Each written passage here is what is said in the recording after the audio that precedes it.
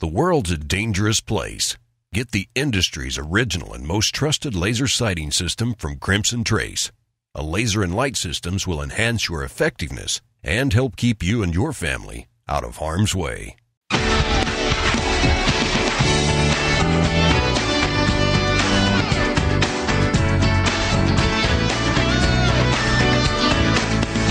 Broadcasting on almost 200 great radio stations across the greatest country on the planet. Welcome back to Gun Talk, the #1 national voice in defense of your Second Amendment rights. What do you think? 800-825-5486 or 1-TOM-TALK-GUN.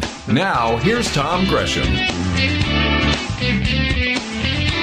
Having fun talking about guns. Guarantee if you want to shoot me a note, tom@guntalk.com. You can join me over on Twitter. I'm at GunTalk over there. Or, yeah, it's easy just to call the show.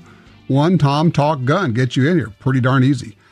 It is fun when you get to reconnect with somebody that you knew way back, and that's part of what we're doing at this point. Some 25 plus years ago, I was a young guy doing announcing on a TV program, the first national television show about shooting. This was on ESPN, not ESPN2. On ESPN, we were doing TV about shooting competitions, not hunting, down at Markham Park in Florida, in Fort Lauderdale area, the Sportsman's Team Challenge. And I ran into a guy there, and it is just interesting how you end up coming full circle, because right now it is a true pleasure to welcome, let's see, gunsmith, professional shooter, commissioned law enforcement officer, and developer of all kind of cool guns. Bruce Gray joins me now from Grayguns. Hey, Bruce, how you doing? I'm doing fine, Tom. I think you're being very generous in your introduction, but I sure appreciate it. It's a pleasure to be with you today. I had to actually go back and look and see when that was. That was about, I think the Sportsman Team Challenge started in 88, so it was 25, 26 years ago that we got to know each other back then. Yes, sir. I think that, as I recall, it would have been probably around 89 or so. I went down there to Florida with Dave Wheeler and Angela Spagnoli, my team members, and we went twice, in fact, and I think we placed one place out of the money each time we went. Had a great time, though. It was a really cool thing. We enjoyed it. You've been shooting competitively, professionally for what? For at least that long, probably longer. Well, actually quite a long time. I think that it's fair to say that I have the distinction of probably being the least talented shooter to have ever actually made a living pulling a trigger at some point in his career.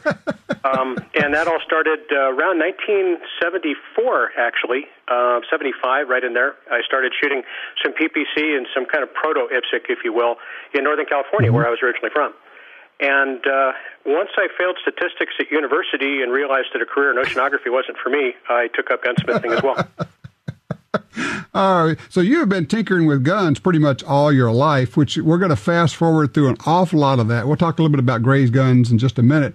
But you have been kind of the guru of taking the SIG P220 and making a 10 millimeter out of that. How long have you been doing that? Well, we started that program, I want to make sure I get the dates right here, but it would have been right around 2007, about middle of 2007. Okay. There was a persistent clamor, if you will, small but persistent, of the 10 millimeter diehard fans that always would call up SIG and say, if you just made the 220 and 10 millimeter, I'd buy one. And, of course, the folks at SIG at the time, I think, very rightly figured, well, it's a very small market. We're not sure if the platform will even really accept that cartridge. As you know, it's a pretty steamy number. But lacking common sense and having nothing else to do, I took it on as just kind of an intellectual challenge. We ended up making about 40 of them as conversions for our customer supplied guns. And they were surprisingly successful. We haven't had any come back so far as we know. Of course, maybe nobody's shooting them, but I do think that they've actually held up pretty well and are doing what we thought they would do. Eventually, I think that kind of caught SIG's interest. They realized that there was an awful lot of interest in it. There's a thread on sigforum.com with something on the order of 400,000 views on that subject. So I think they figured, maybe this is something we could do. And I believe that you had a hand in actually that decision, didn't you, Tom?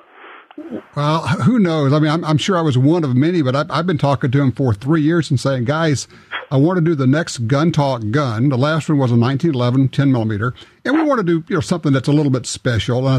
Same deal. And I looked at it and said, the 220 frame ought to be able to do that.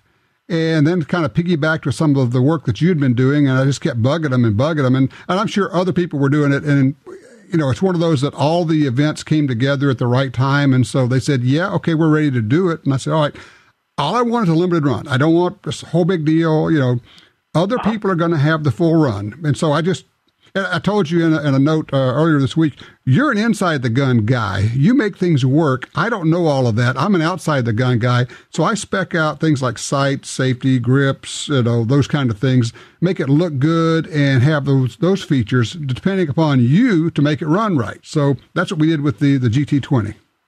Got you. Well, again, I think you're probably being a little overly generous. It seems like you've got a pretty good handle on the stuff that actually matters because, as you know, shooting all comes down to what you see and what you feel. And if you've got the sights and the trigger, the rest of it kind of takes care of itself as long as the gun runs. And I think that the 10 millimeter is going to run well. I'm proud to say that we've had, and I don't want to oversell our role at all, but we have had a little bit of a role in kind of assisting SIG. I think really it's, again, kind of generous on their part to give us that opportunity because they're very smart people. They've got fantastic engineers. I think the best in the business, honestly. In fact, I'm certain of that by my certain knowledge. And, they could have done it themselves, but they were very kind to bring us in on the project around April of last year when they started talking about it. And I believe that the finished product that you're going to see and that your fans are going to be obtaining is going to be something that's going to meet their expectations. It's going to be a true 10 millimeter that will actually run the ammo that they think 10 millimeter is. Now, I took it out to the range. I got the first one in that we got. I took it out on Friday and shot it. And you know what? Now, this is a single action only gun, which I like a lot, and it's got the adjustable target sights on it. But the thing that got my attention, obviously it's a great trigger, was that even with light loads, it's easy. Even with full power 10 millimeter loads, this is a 5-inch barrel, all steel gun. It was like shooting a regular 9 millimeter. It just was not bad at all. Well, I would say that that's, I'm not sure how to equate it to other calibers and such because, as you know, the 10 millimeter is kind of almost in a class of its own in terms of auto pistol cartridges. Mm-hmm. It's just about the biggest, nastiest thing we can still put in a pistol you can practically use and carry. But that said, yeah, I'm very impressed with what the engineers have done to extend the lockup values and increase lockup shear surface to basically get the gun to kind of slow itself down and tame itself a bit. And the engineers have also been really clever in terms of the way they've sprung the gun, in terms of slide mass. A lot of things have gone into making this gun really optimized over, frankly, the conversions that we were able to do on the existing, 45 caliber 220. There were some fundamental limitations that we worked around, but weren't able to really work around nearly as well as just starting from scratch and building a purpose-built gun in that caliber. And I think they've done a great job with it. Yeah, when you engineer guys get together, you talk about things like dwell time. I'm going, what? But it makes a difference in terms of not total recoil, but felt recoil or experienced recoil. Is that fair? I think that's very fair to say. Recoil is recoil. The energy is going to come into your body, and you got to hang on to the thing one way or the other. But, and in fact, it's interesting, Tom. We've been doing some high-speed video of various different 10-millimeter lockup values and springing and schemes, again, in support of SIG's project, just basically to kind of back up their play. And what we're finding is that, on video, it looks all about the same. Standard lockup values for a 220 versus lockup that's been extended 100% or 50%. But what you can see in the video is the rate at which the pistol unlocks is much slower when you give that barrel just a little bit of extra locked up time with the slide to let that pressure drop before the slide blows open and you start building slide velocity based on that residual pressure that's left over. And I think that again, is where the folks at the factory have been very wise. They've extended the lockup travel more than 25% and have also increased slide mass and done some other things to really make the pistol optimal versus just good enough. And I'm happy to see that.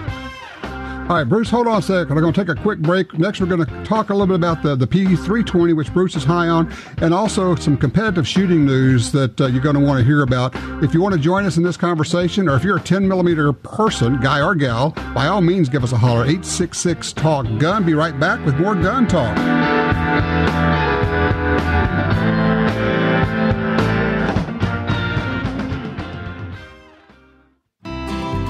Are you looking for a place to shoot? The National Shooting Sports Foundation has a great website called wheretoshoot.org. It's the largest database of shooting ranges on the internet.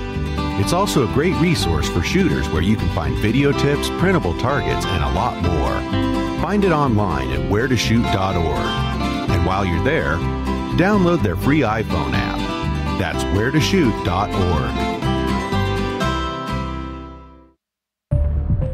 You got your carry permit, and that's good. But you know you could use more training. Get the DVDs, which have what you need. Springfield Armory presents Concealed Carry 1 and Concealed Carry 2 with Bata Group. Learn specific concealed carry skills from Top Gun fighting trainers. Get trained. Be prepared. This really is life and death. ShopGunTalk.com. That's ShopGunTalk.com.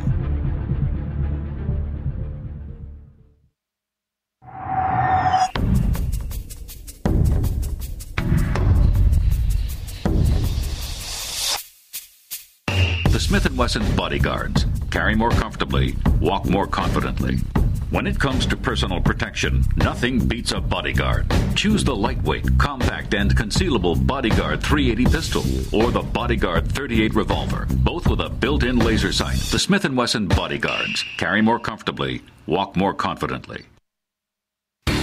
Long-range shooting is challenging and fun, but most precision rifle bullets aren't right for hunting. Nosler's AccuBond LR long-range bullets are designed specifically for hunters. They combine the incredible on-game performance AccuBond bullets have delivered around the world with incredible long-range properties. High ballistic coefficients make for bullets which shoot flat and defy the winds. The sleekest, flattest shooting, bonded hunting bullet ever designed. Nosler's AccuBond LR. For more info, visit nosler.com.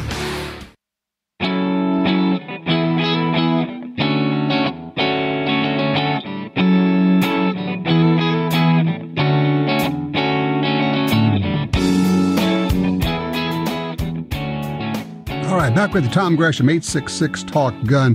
We're talking with Bruce Gray from Grayguns. Bruce, you've got a regular business going. It's gunsmithing, gun modification, but also you're building a lot of parts that you're selling, either parts or kits, right? Yes, sir. We've gotten into the parts business really as a consequence of age and fatigue. You know, after 8 operations on my hands, wrists, and shoulders and such, I've kind of gotten to a point where I realized that I've been wearing myself out at the bench, building one gun at a time, doing as good a job as we can, by whatever light the Lord lets us see that. But the bottom line is that, you know, I don't want my employees and the people we work with to kind of be kind of trapped, in a sense, in that same life. And so, to be really honest with you, we're recognizing that on a whole host of reasons, it makes sense to send people a bag of stuff for $250 versus have them spend multiple hundreds of dollars to send in a gun to us to do basically the same thing on factory parts. And that relates to the P-Series 6. So we have bar stock, tool steel hammers, sears, safety levers, triggers, springs, and pins that we are just now introducing to offer as a complete kit. They'll be available through Top Gun Supply and also through 6 Hour, which, again, is a great privilege to be able to have that opportunity to work with them on that.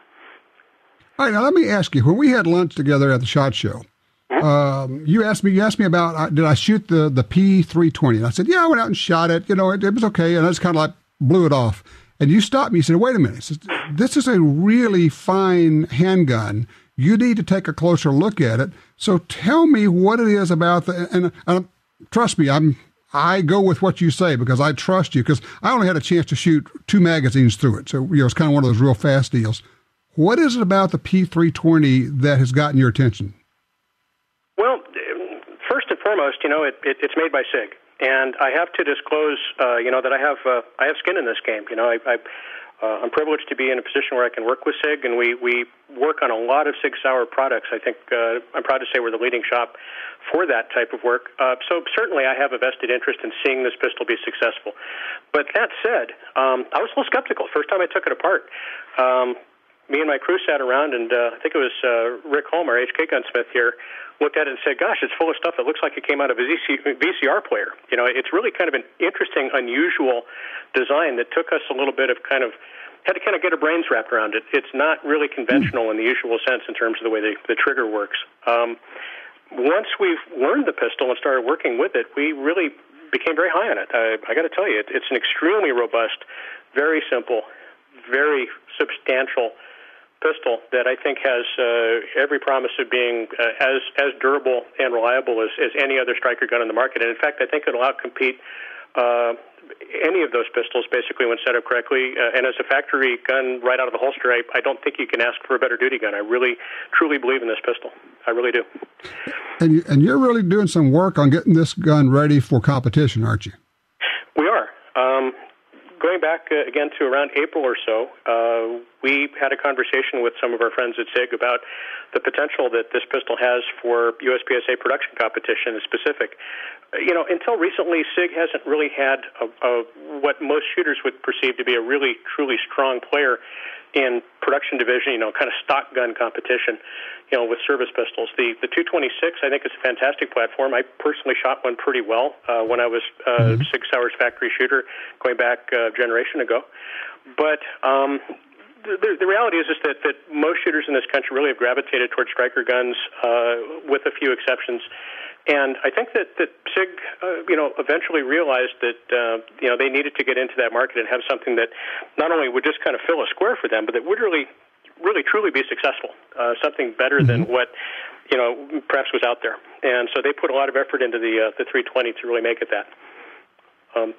For us to be able to turn it into a competition gun has been a little bit of a challenge because it's really designed as a service pistol. The trigger from the factory, as you know, is about 7 pounds. It's a great trigger for service. I mean, the one I carry, I've done nothing to. It's an absolutely stock gun. But for competitive use, we're looking for a trigger that's perhaps close to half that weight, but one which is still drop safe and completely reliable and durable. For that, we've had to put a fair amount of work into kind of doing some redesign and a little bit of tweaking to the mechanism to make it suitable. And that's what we're in the middle of now. There's a lot of proprietary work going on with that. Okay, cool. Now, also, there's just a quick flash here. Let's tell them the news about the SIG shooting team, because it's not what it used to be. Now, SIG has had Max Michel out there for a while. And of course, Max is like super bionic man. But, in terms of filling out the team, you're really working on that. Yes, sir. I have to say that I don't think anybody could ask for a finer, better brand ambassador than Max Michel. Words really actually kind of fail me in terms of trying to describe just how superlative the guy is. In every respect, he's a fantastic guy. I think the recognition was that in order for SIG to break into a mature market filled with other, in people's minds, comparable guns that people are already happy with, and to ask them to change was going to require a pretty substantial effort to get the word out. So the idea was put together that we would expand Team SIG and bring in actually a pretty substantial number of shooters, 26 shooters, to campaign the P320 in various different parts of the country in various different disciplines, focusing primarily on USPSA, 3-gun, and IDPA. And to give people an opportunity all around the country, basically, to see these guns in action and to kind of hear different voices talking about how the gun's working for them. So we spent quite a bit of time earlier this year kind of just lurking around kind of on the edges of the sport, kind of looking to see who the people of character were that would really be great to represent that product and to do it in a way that I think Max Michel feels good about. Because, ultimately, as team captain, this all comes down to him. And we're very anxious to make sure that everything we do supports his goals and does things to his standards. So, having said that, we've got a heck of a team of people. They're in the process of training up and just starting to compete now. I'm happy to say that one of them, Mason Lane, a junior shooter from New Hampshire, just took second in his master division at the IDPA Indoor Nationals this last weekend. Arik Levy has already won top cop in Florida. So I think we've got some people that already, right out of the box, are starting to do really well with the pistol. I'm very excited. That is outstanding. Well, I love what you're doing there. I think it's really wonderful. I mean, you're making the parts available for people to take those and drop them into their SIGs and customize them the way they want. And your work on the 10 millimeter was groundbreaking on the P220, and I cannot express my thanks because that made our newest GUNTALK gun, the GT20, available and possible. So thank you for that. And frankly, I got to tell you, it's good to we had kind of lost touch with each other, and it's good to reconnect after all these years and spend some time together. I appreciate that very much, Tom. Part of the reason that I've been a little out of touch with a lot of my old friends is that, and I don't mean to be overly personal, but I was actually seriously ill for a while. I know that it's not popular in today's circles to praise the Lord for the blessings he bestows upon us. But I just want your folks to know that if anybody doubts that there are miracles, they need to come talk with me. I'm doing great now, and it's wonderful to have the energy and vitality and time to be able to really put into these projects and really make things happen. Truly, the Lord has been very, very kind to me this year. It's been great. That works. Well, Bruce, thank you. I'm glad to have you say that, and I know part of what you've been through, and I understand. So, I look forward to seeing you at whatever the next event is. Are you going to be out at the NRA show, by the way? I'm hoping to be able to pop in, yes, and I will come look for y'all. Good deal. We'll make it a point to get together then. Listen, you take care, my friend. It's good to talk with you. Absolutely a pleasure. Thank you so much for your time. It's a real privilege to be here with you. Absolutely. Bruce Gray. If you want to see what they're up to, Gray Guns, Gray, grayguns.com. And of course, like I say, he really made this 10mm project possible. If you're curious about the GT20, the GUNTALK gun, it's, well, as of today, it's 1 month left. You can you can order it through the end of the month, and then that's it. However many are sold, they're sold. Go to DurysGuns.com, DURYS, DurysGuns.com. All righty, let's go to line one. Matthew's in Metairie, Louisiana. Hello, Matthew. Good afternoon. Well, I was listening to Rush's show on Thursday at work. Right. And he brought up the issue of the green tip ammo. I say, thank you. He has finally noticed something to do with the threats to our Second Amendment. And then the first caller about the subject right off the bat was some FUD who says, hey, no big deal. I'm like, oh, no. Well, I was like you. I'm glad that Rush saw it, acknowledged it. Rush basically he doesn't know anything about guns, and he's not been particularly knowledgeable. I'm not going to say not good on the Second Amendment. He just never went there. I think he knows that's not an area of strength. But I was glad that he mentioned it. He got the word out. But yes, first caller in, guy says, oh, it's not a big deal. You're going, really? So at what point, if they just keep taking stuff away from you, at what point does it become a big deal to you? Because, it's the old line of, first they came for the green tip ammo. And I didn't speak up because I didn't shoot green tip ammo. Then they came for all 223 ammo. But I didn't speak up because I didn't have an AR-15. And then they came for all rifle ammo because they found out that all rifle ammo will shoot through soft body armor. And I started to speak up, but you know what? All the AR guys were gone because we'd already lost all of those. Dummies. We don't stick together and react quickly to every single threat, we can lose every single gun.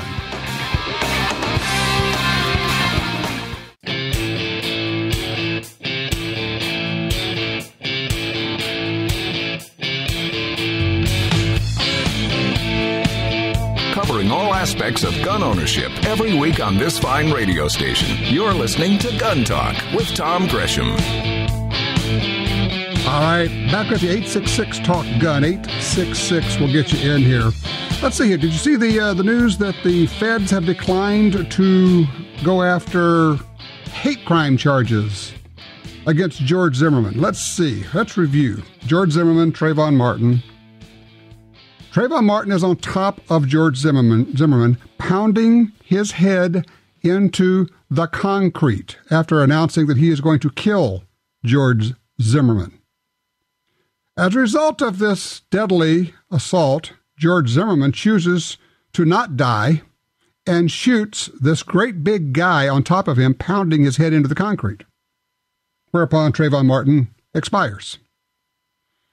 And, of course, we know what happens next. Of course, the police said, yeah, it's a good shoot, self-defense. We got that. And then, of course, the, how do you put this? The Al Sharpton industry, if you will, got involved and forced the prosecution, ended up with George Zimmerman being found not guilty. And the Fed said, well, we're going to take a look at that because that can't possibly be right. It has to have been motivated by hate. White guy shoots black guy. Oops, well, sorry, that narrative didn't work, did it? Because he wasn't white. Oh, darn. And then he had ABC faking the 911 call, doctoring it up, cutting it up to make it sound like he's racist. There you go. So anyway, the feds have said, well, no, we're not going to press charges either, because they looked at it and said, yeah, it's a self-defense shooting. Big guy has him down on the ground, is trying to kill him by smashing his brains in, and the guy on the ground shoots him to get him to stop. Perhaps, not likely, but perhaps we've heard the end of this. I do like talking with activists who get involved in gun rights and self-defense, who are out there and maybe are people that you would not have thought of before. Vicki Kawelmacher is one of those talking with us about, maybe you've never heard of Amanda's Law, but we're going to talk to you right now about it. Vicki, thank you for joining us. Thank you for having me. Absolutely. So what is Amanda's Law? Well, Amanda's Law, this is the third year that campus carry has been introduced in Nevada. This year it's coming in under kind of the Amanda's Law umbrella. And originally Amanda's Law was to allow campus carry, and this year it has been expanded to not only for campus carry, but to be able to carry in any public building that does not have a metal detector. So it really has kind of opened up the boundaries of where a legal, law-abiding citizen could carry their firearm. Well, I just got to tell you, on the face of it, I think that's a brilliant move, because what happens is, and you've been in the middle of it, you've been listening to the Every Towns do their stupid testimony and all, and they get all caught up with the, but kids will do this, but college kids will do this. Shannon Watts text out, that's what you want. You want your drunk daughter at school carrying a gun. I'm thinking, so that's how you see your daughter, as a drunk? I don't get that. But by expanding it, you take it away from being students, because as we know, in most states at least, you have to be 21 to have the carry permit. So it really is not about students at all. Campus carry is about people who have a permit outside of campus being able to carry on campus. So you've taken it off the campus and made it just any public building.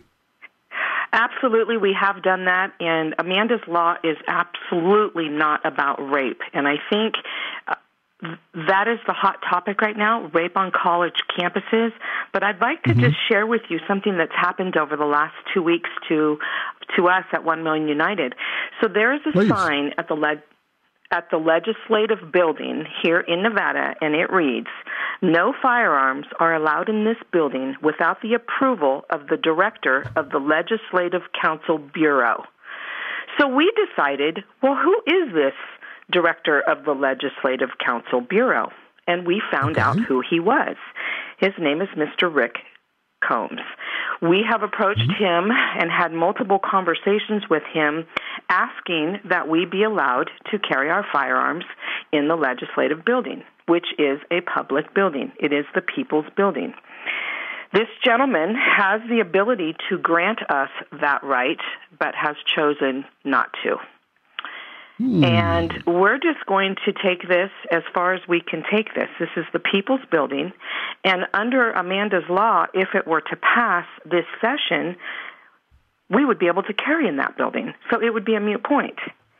But our point is, we are law-abiding American citizens. We all have valid concealed carry permits, and we are being disarmed while we testify on a very hot topic issue in this country. So did you ask for an armed escort? We did. So we asked for an armed escort. We were told that they've never done that before. When we called to request our escort from the parking garage of the legislative building, we were told that they were not going to grant that. And within moments, they called us back and said, "I'm sorry, we were wrong. Your escort is on their way." We were escorted into the building. We were escorted out of the building.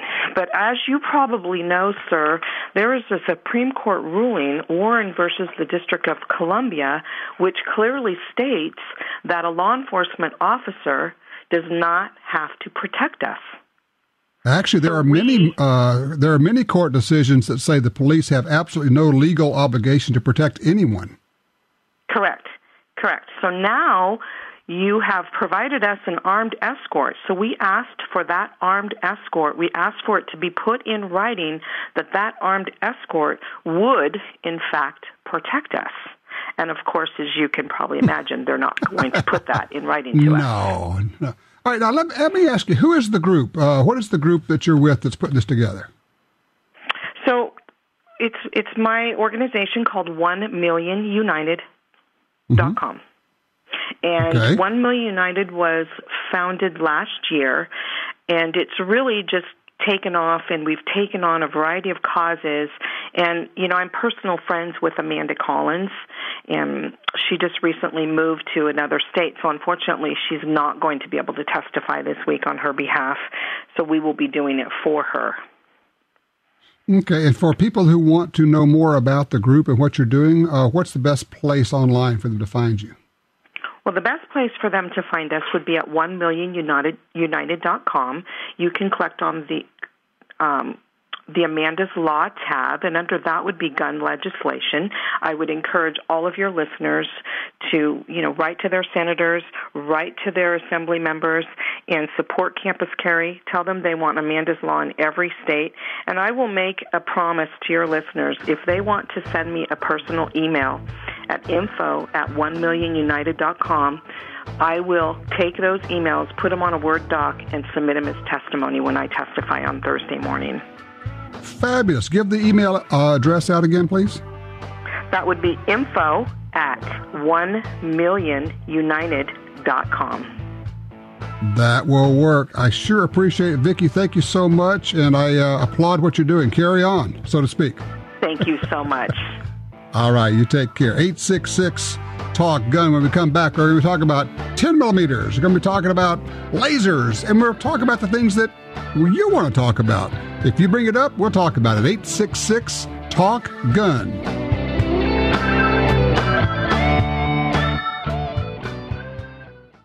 TopGunSupply.com carries a large selection of fine firearms and accessories. Get all the parts you need for your Sig Sauer, HK, and Glock pistols. Grips, screws, recoil springs, sights, barrels, magazines, holsters. The list goes on. Our knowledgeable sales staff, professional service, great prices, and super fast shipping are here to help you. Check us out today. TopGunSupply.com. TopGunSupply.com. Hi, I'm Tom Gresham. For more than 40 years, I've been watching an environmental disaster in my backyard, and it actually impacts all sportsmen in America. I'm talking about the massive loss of land on the Louisiana coastline. The U.S. Geological Survey said the swamps and marshes of coastal Louisiana are among the nation's most fragile and valuable wetlands. That land is disappearing. The Mississippi River Delta hosts as many as 10 million ducks and geese every winter. These are birds which migrate northward through the states, all the way to Canada. The wetlands of the Delta support some of America's best fresh and saltwater fishing. And here's the deal. The wetlands of the Mississippi River Delta are disappearing at a rate of 1 football field every hour. 1 football field every hour. Gone. We can reconnect the river with its wetlands and restore the Delta, but we need your help. Please visit vanishingparadise.org. That's vanishingparadise.org. Introducing your new best friend in home defense, Guard Dog from Federal Premium Ammunition. With low recoil and reliable feeding, Guard Dog is all the protection you need. Guard Dog features a patented full metal jacket construction with an expanding polymer which minimizes overpenetration through interior walls. This dog's got bark and bite. Protect your home and family with Guard Dog Home Defense from Federal Premium Ammunition.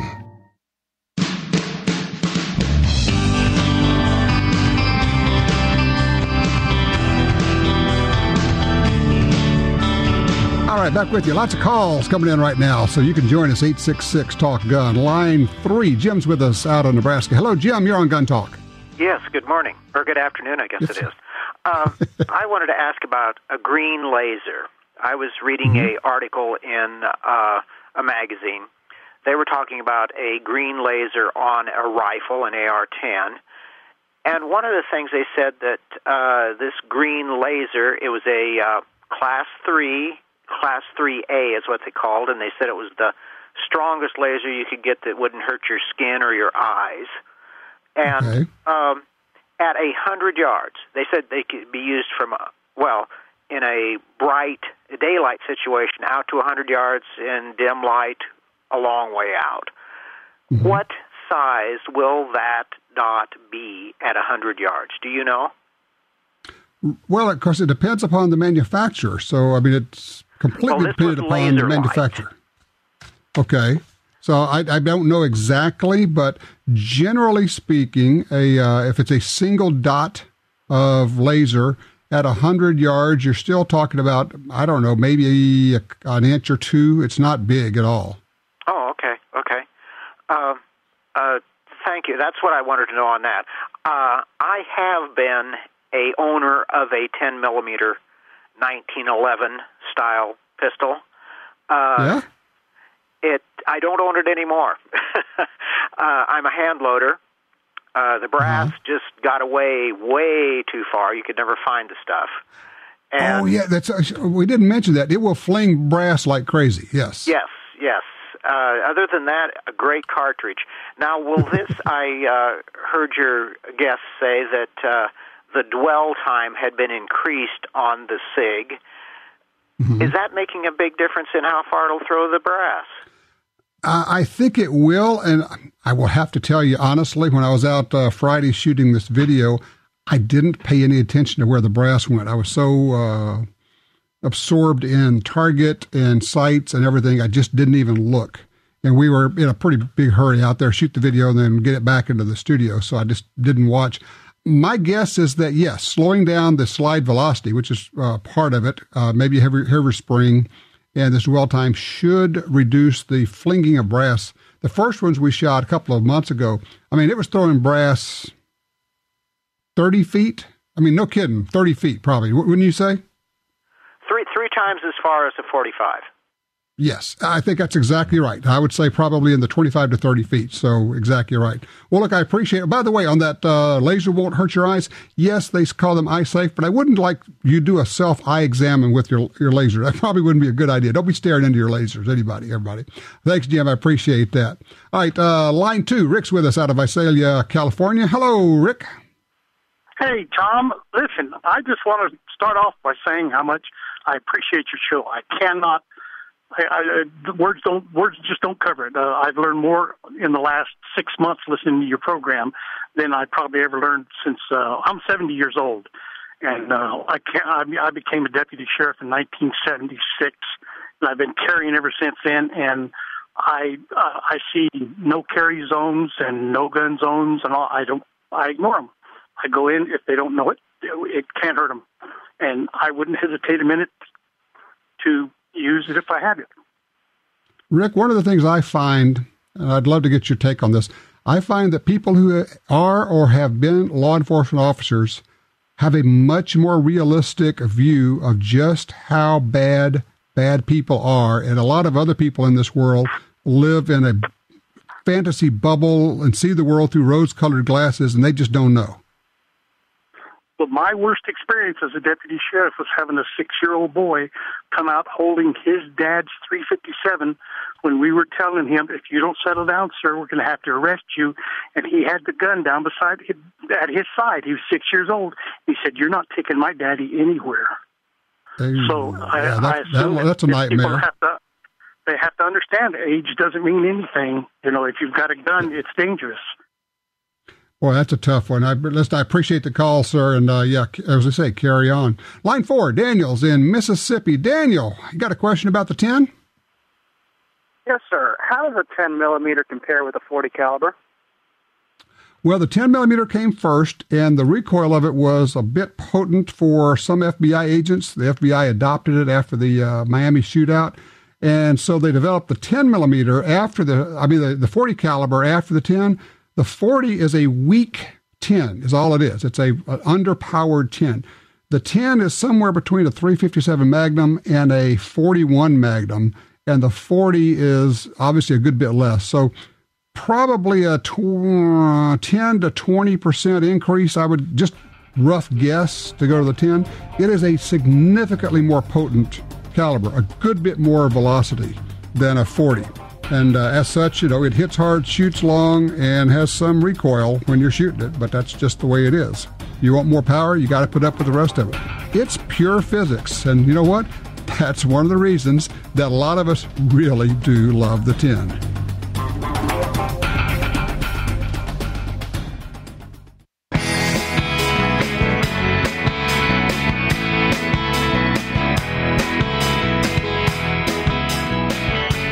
Ballistics for the Math Challenge. That's me. The previous caller asked, well, what's the difference between the 40 caliber and the 10 millimeter? And I said, well, 10, 20%. Wrong. Okay, just looking at 40 caliber with a 135 grain bullet, 1,200 feet per second, 432 feet per second, or foot-pounds, rather. When you go to a 10 millimeter with the same 135 grain bullet, instead of 1,200 feet per second, you're looking at 1,600 feet per second. Instead of 432 foot-pounds, you got over 700 foot-pounds. You're talking about a 70% increase in energy. The 10 millimeter has more energy at 100 yards than a 45 ACP has at the muzzle. It's a serious cartridge. All right. It just is. So let's see. I want to get line one, Eric in Wichita, Kansas. Hey, Eric, you're in. Hi, Tom. Just wanted to give you a range report on 10 millimeter. Okay. Yeah, my son and I both have, he's got a Glock, just recently, and I have the Rock Island 1911 with the easy grips. Okay. And what I really like, the Glock, I like it. It's okay. Now, the Rock Island 1911, that is an amazing gun to shoot. It's well, it's a 1911. Come on, it's a 1911. It's got to be good. Well, my son's comment was he wanted to trade guns. So how do you? Let me ask you, how do you like the 10 millimeter? What is it about the 10 that you like? Number one, nobody else has one. I guess that's the biggest reason. That it's. I think that's right. Yes. And we occasionally, not near often enough, get out in the backwoods up on the headwaters, the Arkansas River in Colorado, and fly fish. I figured the 10's a pretty good sidearm for the big critter repellent.